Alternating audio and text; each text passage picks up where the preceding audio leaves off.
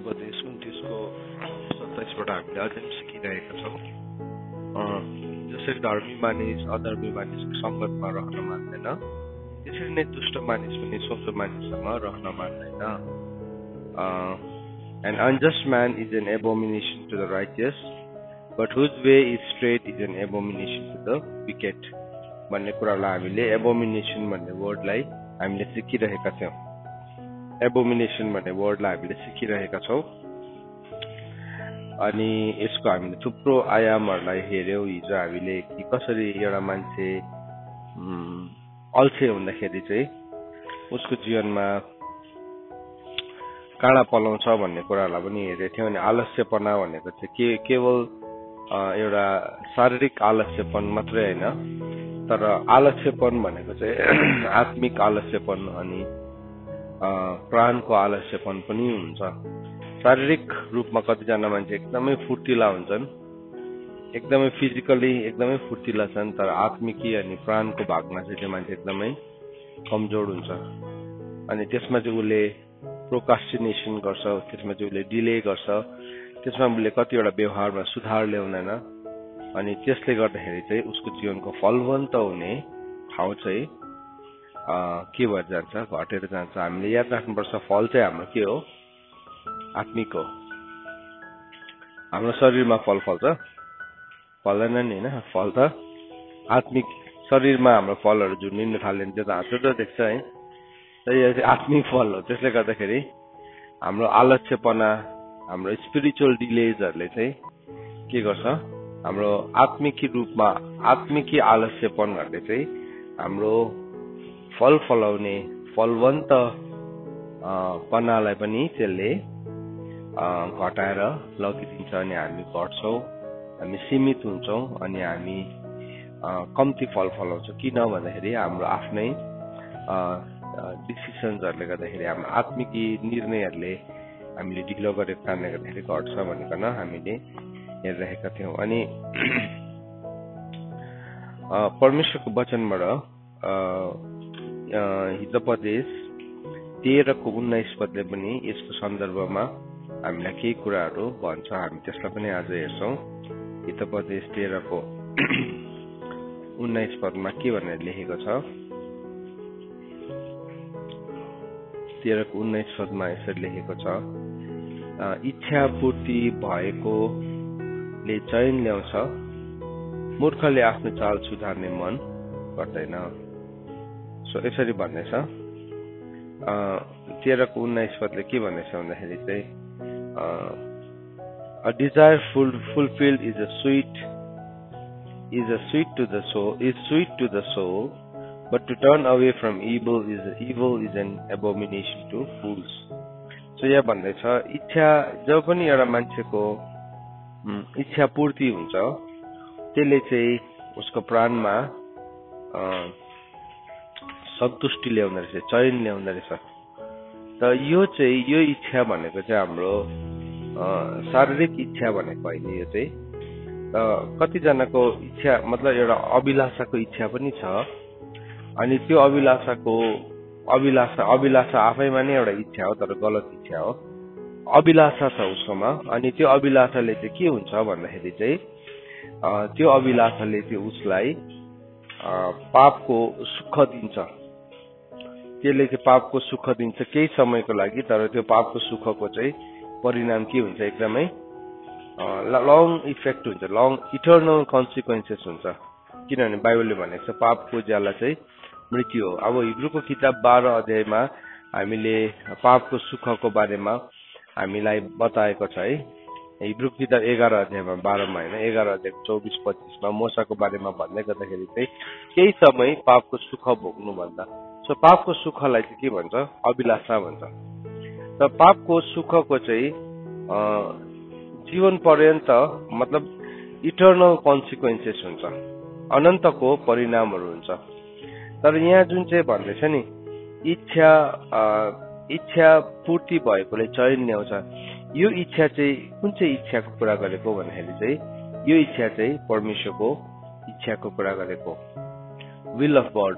जब परमेश्वरको इच्छा will of God हाम्रो जीवनमा पूरा हुन्छ, त्यसले चाहिँ के ल्याउँदो रहेछ भन्दाखेरि चाहिँ हाम्रो जीवनमा त्यसले चाहिँ डिलाइटलाई ल्याउँछ, त्यसले चाहिँ हाम्रो जीवनमा हाम्रो प्राणमा मिठासलाई लिएर आउँछ, स्विट हुन्छ, त्यो चाहिँ हाम्रो प्राणको लागि एकदमै मिठो हुन्छ। तर मूर्खले चाहिँ आफ्नो चाल सुधार्ने मनै गर्दैन भनेर। त हामीले हिजो हेर्दै थियौँ नि, आलस्यपना चाहिँ शारीरिक मात्रै छैन, आलस्यपना चाहिँ आत्मिक पनि छ।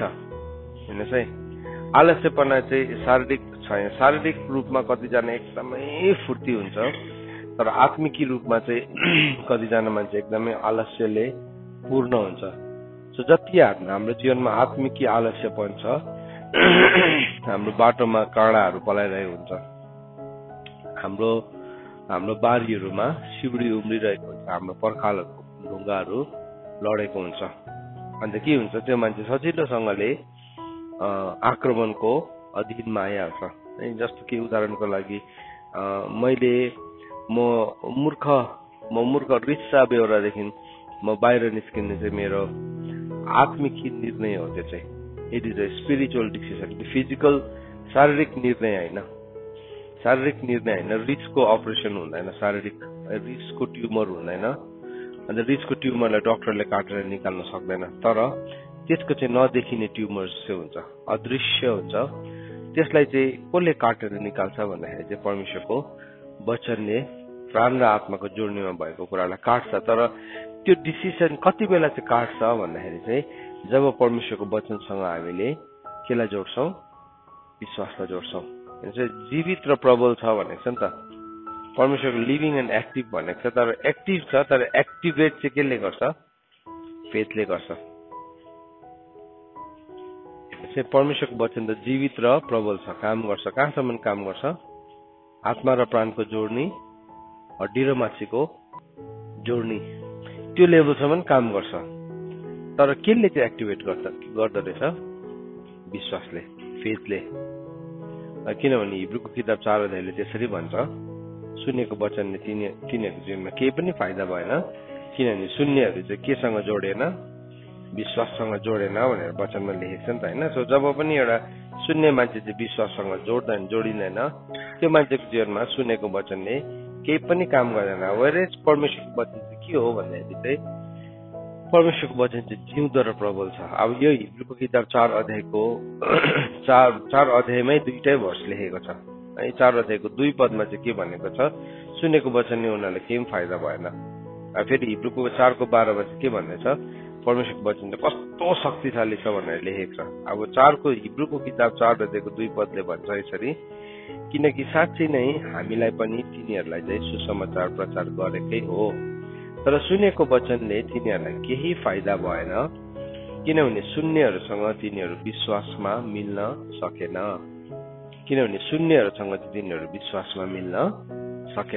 सो सुनेको वचनले चाहिँ उनीहरूको जीवनमा केही पनि फाइदा भएन। सो सुनाइ चाहिँ विश्वाससँग मिल्न पर्छ। अनि त्यो विश्वास चाहिँ कस्तो हो? द्याट इज अ वर्क, यो चाहिँ काम हो।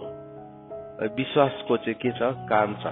विश्वासको काम शारीरिक पनि छ, फिजिकल पनि छ, विश्वासको काम आत्मिकी पनि छ। शारीरिक काममा त कतिजना मान्छे यति साह्रो बेसी फुर्ती हुन्छ, अनि उसको फुर्तिलोपनालाई देखिकन सबैजना इम्प्रेस हुन्छ। तर आत्मिक आलस्यपन चाहिँ मान्छेले साह्रै देख्दैन, अनि हामी त्यो कुराको चर्चा पनि गर्दैनौँ। तर आत्मिकी आलस्यपना चाहिँ एउटा गम्भीर समस्या हो, किनभने आत्मिकी आलस्यपनाले गर्दाखेरि चाहिँ हामी महामार्गमा हिँड्नु पाउँदैनौँ। हामी कहाँ हिँड्छौँ? कुन चाहिँ बाटोमा हिँड्छौँ? हामी काँडा भएको बाटोमा हिँड्नुपर्ने हुन्छ। अब परमेश्वरको वचनले भनेको छ नि, बाटोहरूमा उभिएर त्यो महामार्गको बारेमा सोध, त्यो पवित्र मार्गको बारेमा सोध, अनि त्यसमै तिमीहरू हिँड भनेको छ नि त। सो त्यो बाटोमा चाहिँ हिँड्नु भनेकन यर्मियाको किताब 6 अध्यायको 16 पदले हामीलाई सिकाउँछ त्यो बाटोमा हिँड्नु भनेकन। तर त्यो बाटोमा हिँड्नु हो भने चाहिँ फर्स्ट थिङ चाहिँ हाम्रो आलस्यपनादेखि हामी बाहिर निस्किनु पर्दो रहेछ। हाम्रो आलस्यपनदेखि, आत्मिकी आलस्यपनदेखि चाहिँ हामी बाहिर निस्किनु पर्छ। यदि एउटा व्यक्ति आत्मिक आलस्यपनदेखि बाहिर निस्केन भने चाहिँ त्यहाँदेखि चाहिँ के हुन्छ त्यो मान्छेको जीवनमा उसले शारीरिक रूपमा त एकदमै जागरिलो छ, फुर्तिलो छ, तर आत्मिक रूपमा आलस्यपनाले गर्दाखेरि चाहिँ उसको फलवन्त हुने क्षमताहरू पनि घटेर जाँदो रहेछ। त यो हिब्रूको किताब 4 अध्यायको 2 पदले हामीलाई के बताउँदैछ भने चाहिँ परमेश्वरको वचनलाई चाहिँ कति बेला चाहिँ हाम्रो जीवनमा काम गर्दो रहेछ भन्दाखेरि चाहिँ जब हामी त्यसलाई चाहिँ विश्वाससँग जोड्छौँ। अनि बाइबलमा भनेको छ बिना कामको विश्वास चाहिँ मरेतुल्य हुन्छ। सो त्यो भनेको चाहिँ शारीरिक काम मात्रै होइन, हो शारीरिक काम पनि हो, तर परमेश्वरको वचनले भनेको प्राय कुरा चाहिँ आत्मिक हो। किनभने प्रभु यीशु ख्रीष्टले नै भन्नुभएको छ मैले बोलेको वचन चाहिँ के हो, आत्मिक हो, आत्मा र जीवन हो, जो चाहिँ काममा शारीरिक काममा पनि देखा पर्छ, शारीरिक रूपमा पनि त्यो देखा पर्छ। सो प्रभुले के भन्नुहुँदैछ हामीलाई यहाँ यो वचनद्वारा हामीलाई के सिकाउनु हुँदैछ भन्दाखेरि चाहिँ कि कसरी चाहिँ परमेश्वरको वचनले चाहिँ हाम्रो जीवनमा काम गर्छ, कसरी चाहिँ परमेश्वरको वचनले चाहिँ हाम्रो जीवनमा काम गर्छ जब हामी आलस्यपनादेखि बाहिर निस्कन्छौँ। त यहाँ 13 हितोपदेश 13:19 पदमा चाहिँ भन्दैछ इच्छा पूर्ति भएकोले चयन ल्याउँछ तर मूर्खले आफ्नो चाल सुधार्ने मनै गर्दैन। अब मूर्खको चाहिँ के प्रब्लम छ भने चाहिँ उसले आफ्नो चाललाई सुधार्नु मनै गर्दैन। सो के भयो, उसको त्यही मूर्खतामा नै अडी बस्छ। अब यसो हेर्दाखेरि चाहिँ ऊ आफैलाई चाहिँ त्यो कुरा म आफैलाई चाहिँ मेरो यो व्यवहार मूर्खता हो जस्तो चाहिँ लाग्दैन। अनि म चाहिँ के गर्छु, त्यही मूर्खतालाई नै समहाउ जस्टिफाई गर्छु। मैले गरेको भुललाई म कसो गरेर म जस्टिफाई गर्छु, यो हो कारण, त्यो हो कारण भनेकन विभिन्न रिजनिङ्सहरू हामी दिन्छौँ। विभिन्न कुराहरूलाई म भन्छु कि यस्तो यस्तो यस्तो भनेकन, तर म मेरो चाललाई सुधार्नै सक्दिनँ, सुधार्नै चाहदिनँ। अनि के गर्छु, कतिजनाले त्यसलाई मूर्ख प्रकारले, रिसले, घमण्डले, एकदमै के भन्नु गलत तरिकाहरूले छोपिदिन्छ, या कसैले चाहिँ त्यसलाई नदेखेको जस्तो गर्ने कोसिस गर्छ, कसैले चाहिँ त्यसलाई कसैले देखेन होला भनेर आफैभित्र एउटा के भन्नु कल्पना राखिरहेको हुन्छ। तर बाइबलमा लेखेको छ कि लुकाएर लुक्ने कुरा केही पनि छैन, छोपेर ढाकिने कुरा केही पनि छैन भनेको छ, देखि नै राखेको छ त्यो कुरा। तर अर्को मान्छेले कसैले भन्दैन, किन भन्नु, किनभने अब यो यसलाई भन्यो भने यो मूर्ख छ, यसले के गर्छ त्यसलाई मूर्ख रूपमा नै प्रतिक्रिया देखाउँछ। सो हामी हरेक सबैजना नै हाम्रो जीवनको यो कुनै एरियामा हामी सताएका छौँ। हामी कोही पनि यस्तो व्यक्ति छैन जसले चाहिँ भन्न सक्छ म चाहिँ यहाँबाट चाहिँ सताएको छुइनँ भनेको। जुन दिन हामी त्यो भन्न सक्छौँ नि, त्यो दिन त हामी भित्र स्वतन्त्रताको सिद्ध व्यवस्थाले काम गर्न थालिसकेको हुन्छ। स्वतन्त्रताको सिद्ध व्यवस्था चाहिँ मेरो जीवनमा सक्रिय भइसकेको हुन्छ। तर काहीँ न काहीँ चाहिँ हामीले यी कुराहरूलाई, काहीँ न काहीँ चाहिँ हामीले यस्ता कुराहरूलाई हामीले राखिरहेका हुन्छौँ। यो कुराहरूलाई परमेश्वरको वचनले हामीलाई भन्दैछ कि हामीले यो कुराहरूलाई चाहिँ हाम्रो जीवनबाट हटाउनुपर्छ। यो कुरालाई जब हामी हाम्रो जीवनबाट हटाउँछौँ तब चाहिँ हामी स्वतन्त्रताभित्र पस्दै गरेको, ख्रीष्टको स्वतन्त्रताभित्र पस्दै गरेका हुन्छौँ। होइन भने चाहिँ हामी के हुन्छौँ, हामी हाम्रो बन्धनहरूमा कसिँदै जान्दै गरेको हुन्छौँ। अनि त्यो ठाउँमा के भयो, अब हाम्रो फ्रुटफुलनेस घटेर जान्छ। सो त्यस कारणले गर्दाखेरि हामीलाई चाहिँ परमेश्वरले फल्दै फुल्दै हामीले एउटा कुरा सिकेको छौँ, अल्टिमेटली प्रभुले के खोज्नुहुन्छ, फल खोज्नुहुन्छ। उहाँसँगै जोडेको हाँगामा पनि उहाँले के खोज्नुहुन्छ, फल खोज्नुहुन्छ। उहाँले लगाउनु भएको बोटमा पनि उहाँले के खोज्नुहुन्छ, फल खोज्नुहुन्छ। है प्रभु दागको बोट हुनुहुन्छ, हामी हाँगाहरू त्यसमा पनि फल चाहिँ खोज्नुहुन्छ। प्रभुमै जोडेको छौँ हामी, तर भए पनि उहाँले फल चाहिँ खोज्नुहुन्छ। यदि हामी रोपिएको बोट हो भने, नेवाराको बोट हो भने त्यसमा पनि प्रभुले फल खोज्नुहुन्छ। So whenever there is a tree, जब चाहिँ रुख छ याद राख्नुहोस् त्यसमा चाहिँ फल चाहिँ खोज्नु नै हुन्छ। सो कतिपल्ट हामी के हुन्छौँ, हामी यसो सम्झिन्छ म प्रभुसँगै बसिरहेको छु त, म प्रभुसँगै हिँडिरहेको छु त, म प्रभुकै काम गरिरहेको छु त, तर हाम्रो जीवनमा फल नै छैन। फल नफल्ने हाँगालाई चाहिँ उहाँले काट्नुहुन्छ। यो चाहिँ के हो, एउटा फल हो। यसो हाम्रो जीवनमा चाहिँ परमेश्वरले चाहनुहुन्छ फल फलोस्, अनि फलको खोज्नुहुन्छ नम्बर 1। नम्बर 2 फलको मात्राहरू छ होइन, 30 गुणा 60 गुणा अनि सही गुना फलको मात्राहरू पनि छ। सो कसैले कसैलाई म को ठुलो को सानो भनेर भन्नु पर्दैन। संसारमा भन्छ परमेश्वरको राज्यमा चाहिँ के छ, त्यो चाहिँ ठुलो र सानो भन्ने कुरा नै छैन। कसकोमा बेसी फल छ त्यही अगाडि जान्छ, जसकोमा कम्ती फल छ त्यही पछाडि बस्छ। सो त्यसमा कुनै किसिमको त्यसमा सिनियरिटी या जुनियर बेस छैन त्यसमा चाहिँ। किनभने आत्माको चाहिँ यो बुढो आत्मा, यो जवान आत्मा, यो कलिलो आत्मा भन्ने आत्मा चाहिँ के हो, सबैको एउटै हो। स्पिरिट चाहिँ एउटै, स्पिरिट म्यानमा चाहिँ हामी सबैजना एउटै हो स्पिरिट म्यानमा चाहिँ। त्यस कारणले गर्दाखेरि अब त्यहाँ संसारमा हुन्छ अब सिनियर है, त्यहाँदेखि जुनियर, त्यहाँदेखि मोस्ट जुनियर भनेर कतिवटा कुरा डिसाइड हुन्छ। तर इटर्निटीमा चाहिँ त्यो हुँदैन। अनन्ततामा चाहिँ कसले धेरै फल ल्याएको छ त्यही नै अगाडि जान्छ। जसकोमा कम्ती फल छ त्यो अभियसली पछाडि बस्छ। त्यो कुरालाई चाहिँ हामीले अहिले तय गर्दैछौँ। त्यो कुरालाई चाहिँ हामीले डिसाइड गर्नु छ। न्यायको फैसला चाहिँ के छ, ज्योति संसारमा आइसकेको छ। सो लाइट आएको कारणले गर्दाखेरि चाहिँ अब मेरो जीवनमा चाहिँ त्यो लाइटमा, प्रभुको ज्योतिमा चाहिँ म मेरो जीवनको कुरालाई सुधार्नु सक्छु। प्रभुको ज्योतिमा चाहिँ म मेरो जीवनको कुराहरूलाई म हेर्न सक्छु, त्यसलाई परिवर्तन ल्याउन सक्छु, त्यसमा सुधार ल्याउन सक्छु। सो यो चाहिँ के हो, यो चाहिँ जीवनको कुरा हो। होइन भने चाहिँ अब हामी के गर्छौँ भन्दाखेरि चाहिँ हामीले त्यो ठाउँमा परिवर्तन ल्याउँदैन। त्यो ठाउँमा हामीले के गर्छौँ भन्दाखेरि चाहिँ त्यो ठाउँमा हामीले कतिवटा कुरालाई त्यत्तिकै राखिराख्छ, नदेखेको जस्तो गर्छ। तर त्यो चाहिँ हाम्रो डार्क स्पटहरू हो, त्यो चाहिँ हाम्रो जीवनमा भएको खोटहरू हो, त्यो चाहिँ हाम्रो जीवनमा भएको चौरीहरू हो। अनि त्यो डार्क स्पटले, त्यो खोटले एक दिन हामी के हुन्छौँ, हामी दुलही हुनदेखि पनि वञ्चित हुन सक्छौँ।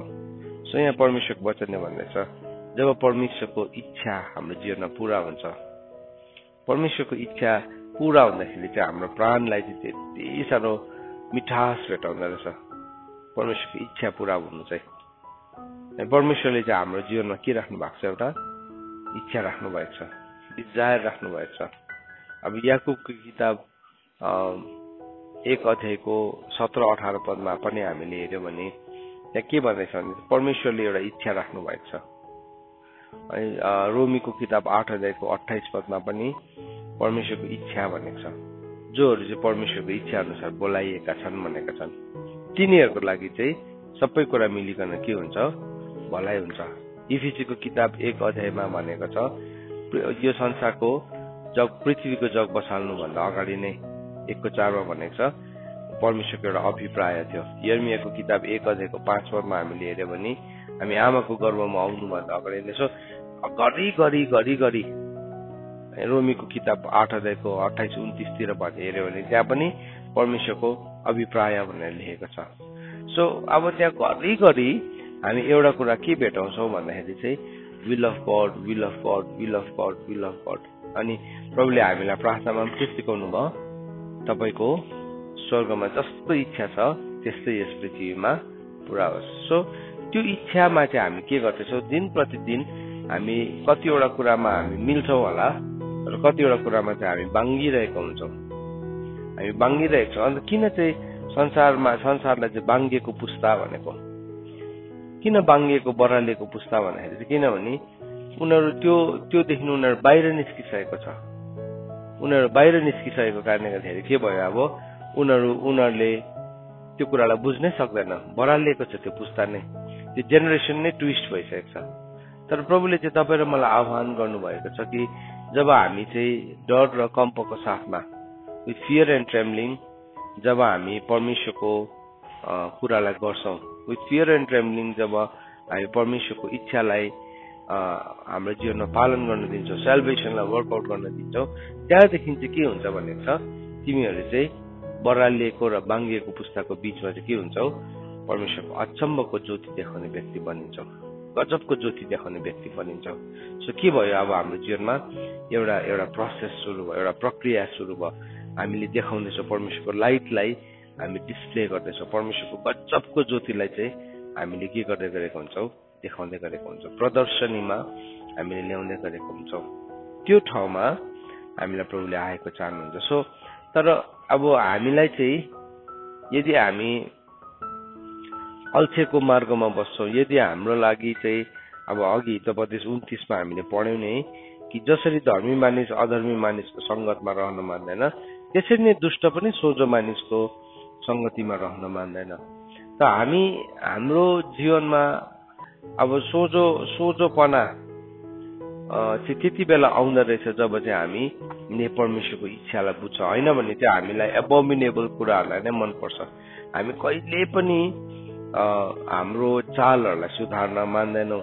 यर्मियाको किताबमा हामीले अरू बेला पनि पढ्छौँ, प्रभुले के भन्नुभएको छ, तिमीहरूको यर्मियाको किताब 16 अध्यायको 17 पदमा, यर्मियाको किताब 16 अध्यायको 17 पदमा परमेश्वरको वचनले के भन्छ भन्दाखेरि चाहिँ यसरी लेखेको छ, किनकि तिमीहरूका सबै चालमा मेरो दृष्टि पुगेको छ, ती मदेखि लुकिएका छैनन्, तिमीहरूको अधर्म मेरो दृष्टिबाट छिपेको छैन। हेर्नुहोस् है, प्रभुले भन्नुहुँदैछ तिमीहरूको सबै चालहरूमा एभ्रिथिङ प्रभुको दृष्टि चाहिँ पुगिसकेको छ।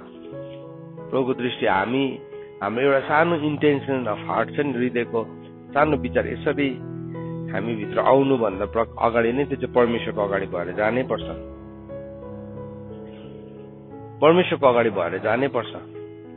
एउटा विचार पनि नि मेरो मनभित्र उब्जिँदै गर्दाखेरि चाहिँ त्यो विचार चाहिँ पहिला परमेश्वरबाट आउँछ, परमेश्वरको अगाडिबाट पास हुनुपर्छ, परमेश्वरको अगाडिबाट पास हुनुपर्छ,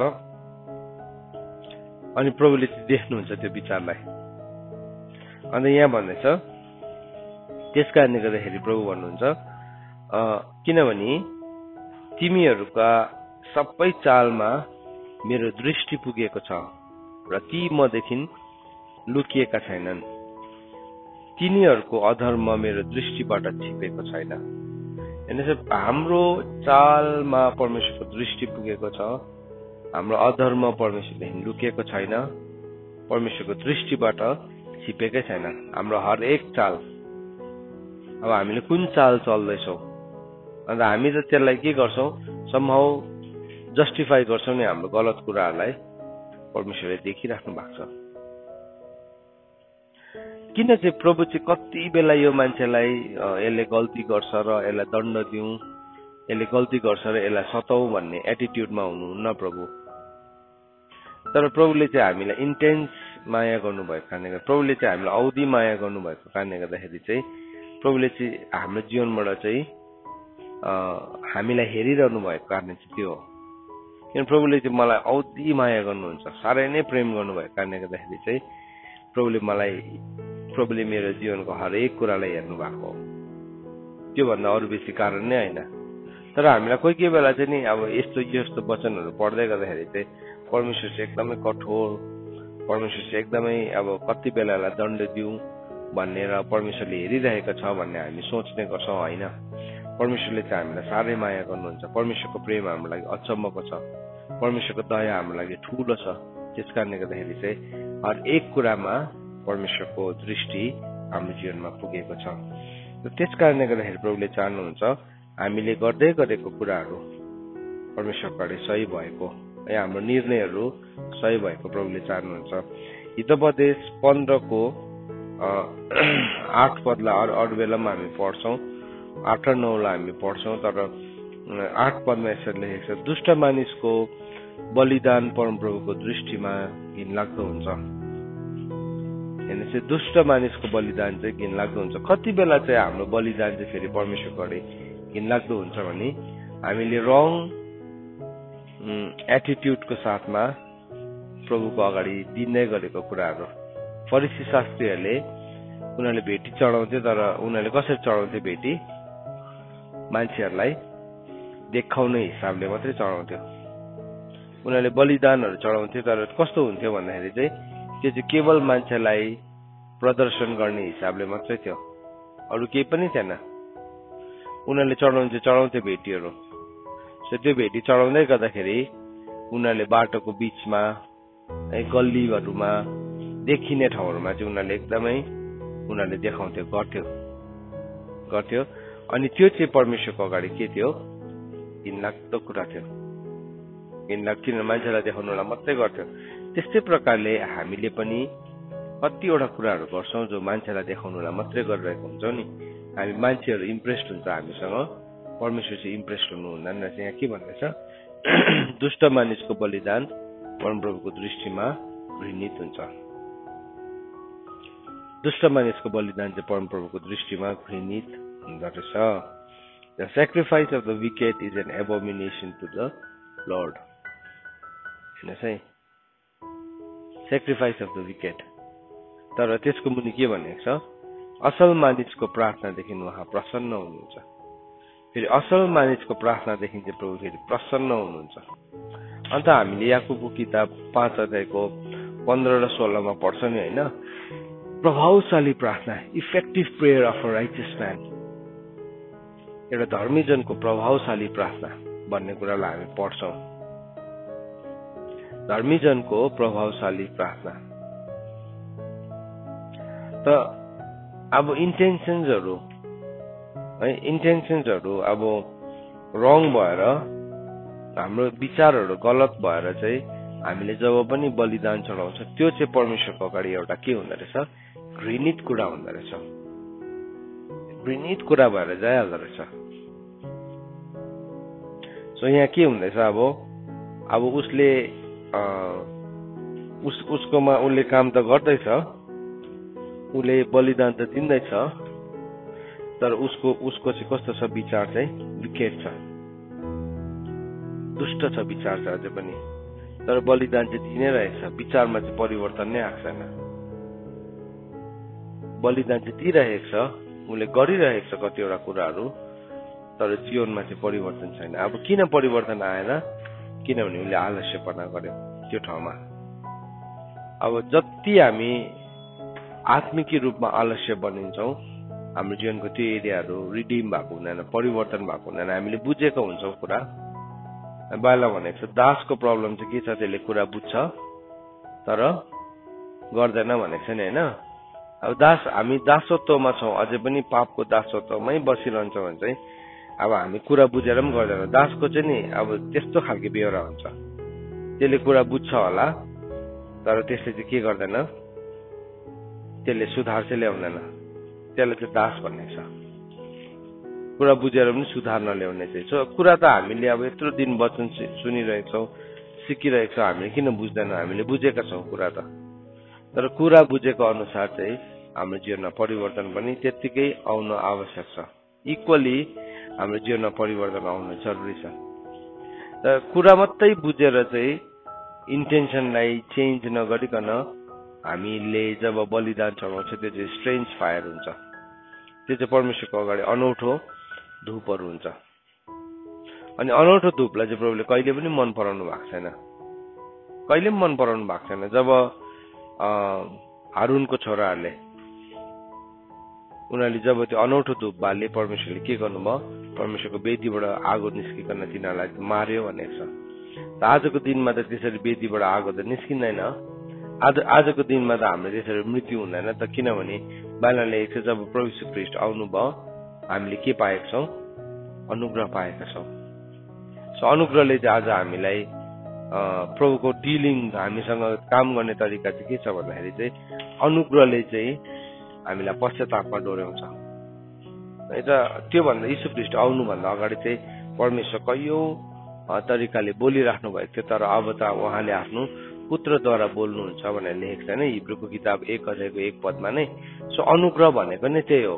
अगाडि आउँदा प्रभु यीशु ख्रीष्ट आइन्जेलसम्म चाहिँ प्रभुको कुरा बुझ्नुको लागि चाहिँ मान्छेको थुप्रो मान्छेको एटेन्सन सिक गर्नुको लागि थुप्रो अरू एटेन्सन सिक गर्नु त होइन, मान्छेसँग बात मार्नुको लागि थुप्रो अरू तरिका थियो। अब यसरी लेखेको छ हिब्रूको किताब 1 अध्यायको 1 पदमा, पुरानो समयमा परमेश्वर पिता पुर्खाहरूसँग कैयौं भाग र कैयौं रीतिले अगम वक्ताहरूद्वारा बोल्नुभयो। अब यी दिनका अन्तमा आफ्नो पुत्रद्वारा हामीसँग बोल्नु भएको छ, जसलाई उहाँले सबै कुराको हकदार नियुक्त गर्नुभयो, जसद्वारा उहाँले जगतहरू पनि बनाउनु भयो। हेर्नुहोस् यहाँ के भन्दैछ, अब अगाडिको समयमा प्रभुको बोल्ने तरिका चाहिँ के थियो, अगम वक्ताहरूद्वारा बोल्नुहुन्थ्यो या घटनाद्वारा बोल्नुहुन्थ्यो। जसरी अब त्यो नादाब र अबिहुको जीवनमा जब त्यो आगो बलेर आयो, स्ट्रेन्ज फायर बाल्दै गर्दाखेरि त्यो एउटा घटना हो नि त। अब त्यो घटना चाहिँ के थियो, सबैजनाको लागि एउटा मेसेज थियो, सन्देश थियो कि परमेश्वरको अगाडि स्ट्रेन्ज फायर बाल्नु हुँदैन भनेकन होइन। त्यो घटनालाई आज पनि हामी डिस्कस गर्छौँ। किन डिस्कस गरेको भन्दाखेरि चाहिँ परमेश्वरको क्यारेक्टर चेन्ज भयो, भएको छैन। तर के भयो भन्दाखेरि चाहिँ मध्यस्थता चाहिँ चेन्ज भयो। मध्यस्थता चाहिँ को हुनुहुन्छ? येशू ख्रीष्ट हुनुहुन्छ। अहिले हामी न्यू कभनेन्ट भित्र चाहिँ मध्यस्थता चाहिँ येशू ख्रीष्ट हुनुहुन्छ, तर परमेश्वरको पवित्रता चेन्ज भएको छैन, एउटा पनि अलिकति पनि बदलेको छैन। तर मध्यस्थताको कारणले गर्दाखेरि चाहिँ आज येशू ख्रीष्टले पिताको दाहिने हातपट्टि बसिकन के गरिराख्नु भएको छ? अन्तर्विन्ती गरिराख्नु भएको छ। अनि त्यो कारणले गर्दाखेरि चाहिँ हामीले के पायौं? अनुग्रहमाथि अनुग्रह। यूहन्नाको किताब 1 अध्यायले भनेको छ, उहाँबाट नै हामीले के पायौं? अनुग्रह। उहाँद्वारा नै हामीले अनुग्रहमाथि अनुग्रह पायौं भनेको छ नि त। सो आज हामी अनुग्रहमा छौं, तर अनुग्रहले चाहिँ जहिले पनि एउटा मान्छेलाई पश्चातापमा लिड गर्छ। यदि हामी अनुग्रहद्वारा पश्चातापमा डोरिएनौं भने चाहिँ त्यो चाहिँ हाम्रो लागि एउटा यस्तो भयानक कुरा हो। भयानक कुरा हो किन भन्दाखेरि चाहिँ हामीले चाहिँ अनुग्रह पाएका छौं। अनुग्रह पाएर पनि त्यो मान्छेले त्यो अनुग्रहलाई खुट्टामुनि कुल्चिन्छ, आउनेवाला युगको स्वाद पाएर पनि कुल्चिन्छ भने चाहिँ अब उसको लागि चाहिँ एउटै आगो छ। त्यो चाहिँ के हो? नरकुण्डको आगो। सो बाइबलले चाहिँ के भन्दैछ भन्दाखेरि चाहिँ यूहन्नाको किताब 1 अध्यायमा हामीले उहाँ पढ्यो भने यसरी लेखेको छ, प्रभु यीशु ख्रीष्टको बारेमा बताउँदै गर्दाखेरि चाहिँ 1 अध्यायको 16 पदलाई पढ्यो भने, किनकि उहाँको पूर्णताबाट हामी सबैले पायौं अनुग्रहमाथि अनुग्रह। यीशु ख्रीष्टको पूर्णताबाट चाहिँ हामीले अनुग्रहमाथि अनुग्रह पाएका छौं। मर्सी अपन मर्सी है। सो त्यो पूर्णताले गर्दाखेरि चाहिँ आज हामी के छौं हेर्नुहोस् त, आज हामीले त्यो अनुग्रहले चाहिँ हामीलाई थामिरहेको छ। अनुग्रहको क्वालिटी चाहिँ के छ भने नि, जति पाप बढ्यो अनुग्रह के भयो? त्यति नै बढेर गयो। जति एउटा मान्छेको जीवनमा नि लेभल अफ सिन, पापको मात्रा बेसी छ, त्यति नै उसकोमा अनुग्रहको मात्रा पनि बेसी छ। तर के त्यो अनुग्रह चाहिँ उसले पाप गरोस् भनेर दिएको हो? होइन। रोमीको किताब 2 अध्यायको 4 पदले भन्छ, त्यो अनुग्रहले चाहिँ उसलाई कहाँ डोर्याउनु पर्छ? पश्चातापमा डोर्याउनु पर्छ। कि अब फेरि रोमीको किताब 6 अध्यायले भनेको छ कि अनुग्रह प्रशस्त मात्रामा भयो भन्दैमा हामीले पाप गरिरहनु त भनेर भनेको छ। त्यसो नहोस् भनेको छ, त्यस्तो त होइन भनेको छ। सुन्नुहोस् है, अनुग्रह बढ्यो भन्दैमा कतिजना चाहिँ पाप गरेर हिँड्छ। तर त्यो अनुग्रह चाहिँ किन बढाएको भन्दाखेरि किनभने परमेश्वरले चाहिँ चाहनुहुन्छ कोही पनि नाश नहोस्। तर के भयो, अब उसकोमा त्यो मात्रा सकिएपछि चाहिँ एक दिन के हुन्छ? उसकोमा मृत्यु आउँछ। अनि मृत्युदेखि चाहिँ के हुन्छ? त्यो इरिभर्सेबल हुन्छ। किन चाहिँ उसकोमा मृत्यु आयो? किन उसको जीवनको सबै कुरा सकियो भन्दाखेरि चाहिँ किनभने उसले यीशु ख्रीष्टको क्रुसको बलिदानलाई तुच्छ ठान्यो, उसले खुट्टा मुनि किल्च्यो। अनि अब उसलाई चाहिँ फेरि नयाँ बनाउनु चाहिँ बाइबलले के भनेको छ? असम्भव छ। त्यो मान्छेको लागि चाहिँ असम्भवको पोइन्टमा पुग्छ, इम्पोसिबलको पोइन्टमा पुग्छ। तर प्रभुको अनुग्रहले चाहिँ आज हामीलाई थामिरहेको छ है। अनि त्यस कारणले गर्दाखेरि यहाँ वचनले भन्दैछ, the sacrifice of the wicked is an abomination to the Lord. हामीले जीवनमा ठुल्ठुलो बलिदानहरू गरेका छौँ होला, तर हामी दुष्ट छौँ भने चाहिँ त्यो चाहिँ मान्छेको अगाडि चाहिँ मान्छेले चाहिँ फलानु शहीद है, फलानु वीर भनेर त्यसलाई नामहरू दिन सक्छ, तर परमेश्वरले चाहिँ दिनुहुन्न। यो फलानु शहीद, यो फलानु वीर भनेर परमेश्वरले त्यो मान्छेलाई त्यसरी नाम दिनुहुन्न। त प्रभुले हामीलाई चाहनुहुन्छ कि अब हामीले पश्चाताप गरोस् भनेकन। प्रभुले चाहिँ चाहनुहुन्छ कि अब हामीले चाहिँ हाम्रो जीवनलाई सुधारोस् है। अनि त्यस कारणले गर्दाखेरि चाहिँ अब हामीलाई आज त्यो रिपेन्टेन्सको मौका दिनुभएको छ। तर हामी बलिदान त गर्दैछौँ जीवनमा, तर दुष्टतालाई चाहिँ चेन्ज गरेको छैनौँ, दुष्टतालाई चाहिँ बदलेको छैन भने चाहिँ त्यो चाहिँ परमेश्वरको अगाडि सही हुँदैन रहेछ। अनि त्यही वचनलाई हिजोपदेश 15को 9 पदमा के भनेको छ भन्दाखेरि चाहिँ यसरी लेखेको छ, यो पनि अब हामीले पढिरहेको खण्ड हो।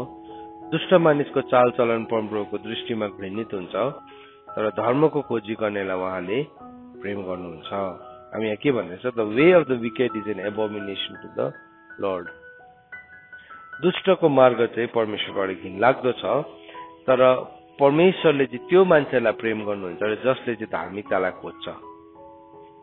अन्त प्रभुले हामीलाई के भन्नुभयो, पहिले परमेश्वरको राज्य र धार्मिकताको खोजी गर। किन चाहिँ प्रभुले हामीले पहिले परमेश्वरको राज्य र धार्मिकताको खोजी गर भनेको भन्दाखेरि चाहिँ किनभने परमेश्वरको धार्मिकतालाई खोज्ने मान्छेलाई चाहिँ परमेश्वरले मन पराउनु हुँदो रहेछ। फरिसी शास्त्रीहरूले चाहिँ कसको धार्मिकतालाई खोजिरहेको थियो? आफ्नै धार्मिकतालाई खोजिरहेको थियो, उनीहरू आफ्नै धार्मिकतालाई प्रदर्शन गरिरहेको थियो। तर परमेश्वरको धार्मिकतालाई खोज्नु, यो ठाउँमा चाहिँ नि अब यो चाहिँ हाम्रो जीवनको भाग हुनुपर्छ, यो चाहिँ हाम्रो जीवनको हिस्सा हुनुपर्छ। यदि यो चाहिँ हाम्रो जीवनको भाग हो, यदि यो चाहिँ हाम्रो जीवनको हिस्सा हो भने चाहिँ हाम्रो परमेश्वर पनि हामीसँग त्यो मान्छेसँग प्रसन्न हुनुहुँदो रहेछ, प्रसन्न हुनुहुन्छ। Way of the wicked is an abomination to the Lord. अब दुष्टको तरिकाहरू चाहिँ परमेश्वरलाई मन नै पर्दैन। हामी चाहिँ त्यसलाई ढाकछोप गर्छौँ थुप्रो कुराले, हाम्रो योग्यता, हाम्रो क्षमता, हाम्रो अनुभव, हाम्रो बुद्धि, थुप्रो कुराहरूले हामी ढाकछोप गर्छौँ, थुप्रो कुराले। तर परमेश्वरले चाहिँ त्यसलाई मन पराउनु भएको हुँदैन रहेछ। अब प्रभुलाई मन परेन भन्नु मतलब चाहिँ प्रभुलाई मेरो जीवनको कुरा मन परेको छैन भनेपछि चाहिँ अब त्यो जस्तो नमिठो कुरा त के हुन्छ र? अन्त त प्रभुले भन्नुभएको छ, एक दिन भन्नुहुन्छ अरे, म तिमीहरूलाई चिन्दिन, ए अधर्मका काम गर्नेहरू हो, म तिमीहरूलाई चिन्दिन। हेर्नुहोस् है, प्रभुले चाहिँ त्यसरी भन्नुहुन्छ, ए अधर्मका काम गर्नेहरू म तिमीहरूलाई चिन्दिन। किन भन्दाखेरि चाहिँ हामी भित्रबाट चाहिँ दुईवटा कुरालाई निकाल्दैछौँ। बलिदान त हामी दिँदैछौँ नि, हामी बलिदान त दिँदैछौँ, तर जीवनमा त एउटा पनि सुधार ल्याएको छैन। बलिदान त दिँदैछौँ, तर बिना सुधार, बिना पवित्रता, त्यो ल्याएको बलिदान चाहिँ परमेश्वरको अगाडि के हुन्छ? काउन्ट नै हुँदैन रहेछ। परमेश्वरले त्यसलाई मन पराउनु हुँदैन रहेछ, परमेश्वरले त्यसलाई सही ठान्नु हुँदैन रहेछ। हाम्रो जीवनमा परमेश्वरले चाहनुहुन्छ हाम्रो हरेक कुरा चाहिँ परमेश्वरको अगाडि सही भएको। सो यो एबोमिनेसन, यो घृणित कुराहरू चाहिँ एक दिन के हुन्छ जोडिकन त्यसले चाहिँ एउटा यस्तो मूर्तिलाई खडा गर्छ। आजको दिनमा त्यो मूर्तिलाई खडा गरेको हामी देख्दैछौँ। पवित्र स्थानमा चाहिँ बाइबलले भनेको छ त्यो घृणित कुरा के हुन्छ? खडा हुन्छ। आजको दिनमा नि त्यो एबोमिनेसनको चरम सीमामा हामी आइपुगेका छौँ। यस्तो पराकाष्ठमा, यस्तो क्लाइमेक्समा हामी आइपुगिसकेका छौँ अब जहाँ चाहिँ हामीले यो युग सकिँदै गरेको देख्दैछौँ। अलरेडी यो युग सकिने भन्ने कुरा त आजभन्दा 2000 वर्ष अगाडिदेखि सुरु भएको थियो, तर अब हामी चाहिँ त्यसको अन्तमा आइपुगेका छौँ। सो अल्टिमेटली गएर नि के आएर थुप्रिँदो रहेछ भन्दाखेरि चाहिँ यो एबोमिनेसन, यो घिनलाग्दो कुरा चाहिँ आएर चाहिँ एक दिन एउटा मान्छेको जीवनको त्यो सिंहासनमा पनि त्यसले, त्यो पवित्र स्थानमा पनि त्यसले बास गर्न खोज्छ। सानोतिनो दुष्टता हामीले गरिरहेका छौँ अनि हामी सम्झिन्छौँ यो त केही पनि होइन, यो त केही पनि हुँदैन, अब संसारमा बसिन्जेलसम्म छ हो। त्यसले हाम्रो लाइफको नि फ्रुटफुलनेसलाई घटाउँदो रहेछ, एउटा हामीले सिक्यौँ। तर नि यदि त्यसको मात्रा बढ्यो भने चाहिँ नि त्यो मान्छेको जीवनको सिंहासनलाई नै त्यसले के ख्रिस्ट विरोधीले, शैतानले एक दिन के गर्छ? पूर्ण रूपमा ओगट्छ। किनभने त्यो घिनलाग्दो कुराहरू, अब त्यो घिनलाग्दो कुरा इजिकेलको किताब 8 अध्यायमा हामीले पढ्दाखेरि इजरायलको घरानाको घिनलाग्दो पापहरू थियो है। अनि त्यो घिनलाग्दो कुरा चाहिँ थुप्रिँदै हुन्छ नि, त्यो चाहिँ एक दिन के भयो? त्यसले नै एउटा मान्छेलाई कम्प्लिटली जित्यो, एउटा क्यान्सर लागेको जस्तै। सो के भयो? क्यान्सर चाहिँ एउटा सेल हो, त्यो चाहिँ एउटा कोशिका हो। त्यो चाहिँ के हुँदैछ? सही शरीरको सही कोशिकाहरू सँगसँगै त्यो के हुँदैछ? वृद्धि हुँदैछ। शरीर वृद्धि हुँदैछ। अनि एक दिन चाहिँ कस्तो समय आउँछ? त्यो मृत्युको कोशिकाले त्यो जीवनलाई नै खाइदिन्छ। जीवन अन्त मान्छेले के भन्छ? अब चाहिँ यो इन्क्युरेबल हो, अब चाहिँ बाँच्दैन भनिकन भन्छ नि त। त्यस्तै प्रकारले नि हाम्रो लाइफको स्पिरिचुअल क्यान्सरहरू हुन्छ। यदि त्यसलाई हामीले हटाएनौँ भने अब परमेश्वरको वचनले चाहिँ प्राण र आत्माको जोड्नीमा भएको कुरालाई पनि के गर्न सक्छ? वारपार छेड्न सक्छ, वारपार काट्न सक्छ। आजको बिहान हामीले परमेश्वरको वचनलाई हेर्दै गर्दाखेरि यो वचन चाहिँ ज्योति पनि हो। अब यो ज्योतिले हामीलाई, यो ज्योतिले चाहिँ हाम्रो प्राणको हिस्सामा यहाँ दुष्टता छ है भनेर हामीलाई देखाउँदैछ भने चाहिँ हाम्रो काम चाहिँ के हो? न्यायको फैसला चाहिँ हामी कतातर्फ आउनुपर्छ? ज्योतितर्फ आउनुपर्छ। र न्यायको फैसला चाहिँ यो छ कि ज्योति त आएको छ, तर कतिजना चाहिँ ज्योतितर्फ आएन। कतिजना चाहिँ के भयो? उनीहरू आफ्नो कामलाई अँध्यारोमै राखिरह्यो। किन भन्दाखेरि उनीहरूको भिजन नै के भयो? लिमिटेड भयो। उनीहरू यति साह्रो सीमित भयो, उनीहरूले अनन्ततालाई देख्नै सकेन। जब हामी लिमिटेड हुन्छौँ नि, हामीले इटर्निटीलाई देख्न सक्दैनौँ। अन्त के भयो? हामीले थाहा छ अनन्तता छ, अनन्त जीवन छ। अनन्ततामा मैले प्रभुको नाममा दिएको 1 कचौरा चिसो पानीको पनि हिसाब छ भनेर थाहा छ। तर भए पनि हामी जीवन चाहिँ यही संसारमा नै जिउने कोसिस गर्छौँ। जीवन चाहिँ यही संसारमै हासिल गर्ने कोसिस गर्छौँ। र त्यो चाहिँ परमेश्वरको अगाडि एबोमिनेसन हो। परमेश्वरको अगाडि चाहिँ त्यो घिनलाग्दो कुरा हो। त आजको बिहानी घडी हामीले यो कुरालाई सिकेका छौँ। हाम्रो जीवनमा यस्ता कुराहरूलाई हामीले लुकाइरहेका हुन्छौँ, यस्तो कुराहरूलाई राखिरहेका हुन्छौँ। सो आत्मिकी आलस्यपनादेखि अब हामी बाहिर निस्क्यौँ। अनि बाहिर पौलले भनेको चाहिँ तिमी आत्मामा के हो? जागरिलो हो भनेको छ नि। सो हामी आत्मामा जागरिलो हौ अब चाहिँ। अनि यो कुराहरूलाई वर्कआउट गरौँ। हामीले शरीरको कुराहरूलाई वर्कआउट गरेको छौँ, प्रभुलाई धन्यवाद छ। त्यो पनि भेरी इम्पोर्टेन्ट, एकदमै महत्त्वपूर्ण छ। तर त्योभन्दा अझै महत्त्वपूर्ण चाहिँ हामीमा आत्मिक जागरुकता आउनु, जागरुकपन आउनु, अनि हाम्रो जीवनको कुराहरूलाई सुधार्नु। परमेश्वरको वचन पढाइ अनि सुनाइमा परमेश्वरले हामी सबैजनालाई आशिष दिनुभएको होस्। आमेन।